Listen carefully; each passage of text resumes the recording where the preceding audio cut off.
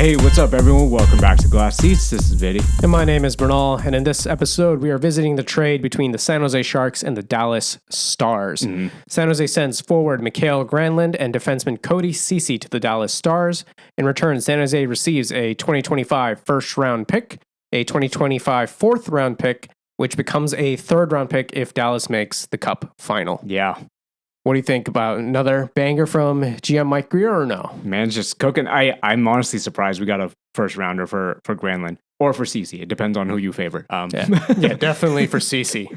But there were so many rumors going around like, oh, maybe you can flip Granlund for a first. A lot of people were saying, oh, that's irrational. That's a high ass. Like, sure, he's been like point per game player, or just under point per game, under point per game player since coming to the Sharks. But it's the sucky Sharks. I think a lot of that's one. Yeah. But I think a lot of people are also forgetting the fact that this man was part of the Erik Karlsson trade, and people just expected him to rot in San Jose. Yeah, it was a cap dump by the Penguins because he was just not doing well.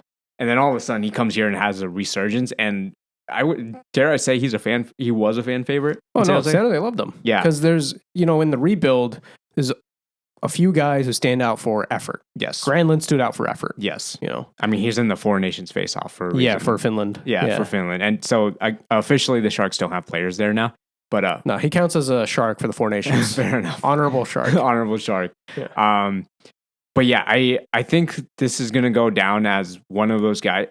This might be a controversial opinion, but I would say that Granlund has moved the needle forward in terms of progress for the Sharks as a whole, more than Erik Karlsson did. Oh, 100%. Yeah, I mean, some people are like, "Oh, the Norris season. Oh, what he did in 2019." Yeah, the Norris season came when the rest of the Sharks sucked, and he wanted to get out. Yeah, and so that's what I mean. Like 2019. Okay, sure. Karlsson was a very polarizing figure in San Jose, and me personally, I'm still have like a little bit of, I don't want to say resentment, but like.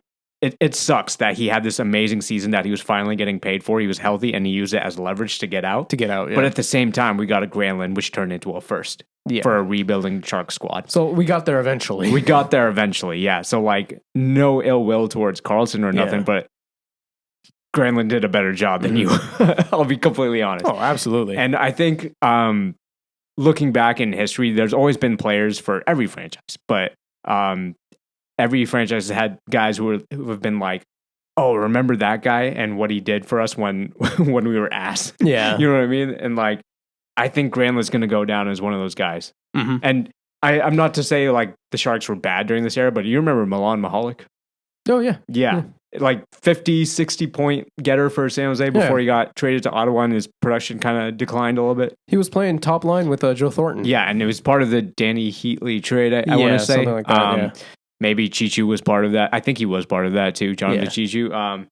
But like, I still fondly remember Milan Mihalik. I'm not going to lie. Like, look at how Edmonton Oilers fans treat Ryan Nugent-Hopkins. Yeah. Who was there through the decade of darkness, you know? Yeah. Yeah, like I think he was one of the first overall picks that he got. But like, he's been there literally through thick and thin. Yeah. And no matter what, you could trade him tomorrow, and Oilers fans will be like, "That's my guy." Like he's done so much for this franchise, and in the 2 years of just absolute abysmal shit hockey from San Jose, this man has done so much for this franchise, and I literally have a soft spot for this guy now. I'm like, he's done, he's done amazing work, and I'll be honest, Cody Ceci was there for not even half a season. He was there for half a season, and I was like, thanks, great. Cody. Thanks, Cody. But like, let's be real. This is about Granlund. And Dallas needed bodies on defense after the injury to Miro Heiskanen. Yeah. So brutal injury, but like, hopefully Heiskanen recovers soon enough. But yeah, I'm hoping literally nothing but success for Granlund because he's done so much for this Sharks franchise. The big question, Granlund is a free agent at the end of the year. Do the Sharks get him back? And I would love to have him back. But I think Anthony Duclair also said the same thing where he's like, man, we weren't good, but I had a fun time here. And then he got traded off to Tampa. Yeah. Ended up signing a 4-year contract. I think he was looking for stability, long-term stability. Yeah. So ended up signing a 4-year contract with the Islanders.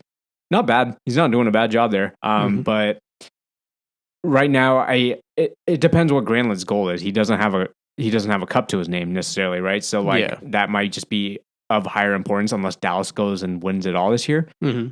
If that happens, then sure, I could see him coming back and like helping this squad out. But like right now, it's rare that you see a player get traded at the deadline or before the deadline and come back because there is the intent where a GM is like, well, we didn't want you. We didn't want you on our team. And, players will be like, all right.